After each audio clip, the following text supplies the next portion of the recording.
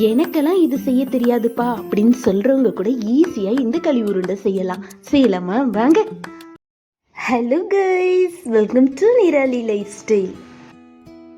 Measurement கப்பில் பெரிய கப்பில் 2 கப் ராகி எடுத்திருக்கேன். தேவையான அளவுக்கு சால்ட்டு சேர்த்துருக்கேன்.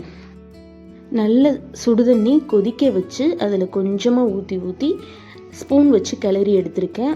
அதோட ஆறுனதுக்கு அப்புறம் 1 டேபிள் ஸ்பூன் ஆயில் விட்டு நல்ல கையில் மசிச்சு எடுத்து வச்சுருக்கேன்.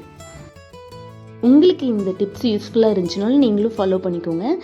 ஒரு பெரிய வாழையில் கரெக்டாக அந்த 2 பக்கமும் ஹோல்ஸ் போட்டு அப்படியே வச்சுருக்கேன். இப்போ நம்ம கிளறி வச்சுருந்த ராகி மாவை சின்ன சின்ன உருண்டையாக பிடிச்சி இதில் வச்சுக்கலாம். உங்களுக்கு எவ்வளோ வேணுமோ அவ்வளோ நீங்கள் தாராளமாக பிடிச்சி வைக்கலாம்.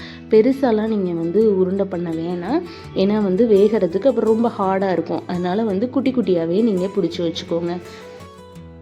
இந்த ராகி உருண்டையை அப்படியே மிக்ஸி ஜாரில் சேர்த்து நல்லா கிரைண்ட் பண்ணி எடுத்து தேவையான அளவுக்கு நட்ஸும் நீங்கள் ஆட் பண்ணிக்கலாம் கிரைண்ட் பண்ணி.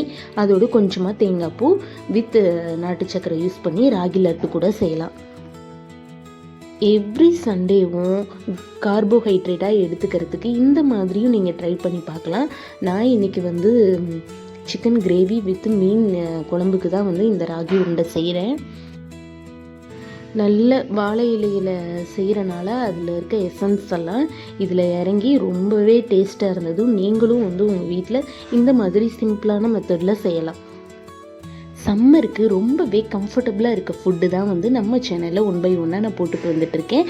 உங்களுக்கு வேணும்னா நான் டிஸ்கிரிப்ஷனில் லிங்க் ஆட் பண்ணுறேன், தாராளமாக செக் பண்ணி பார்த்துக்கோங்க.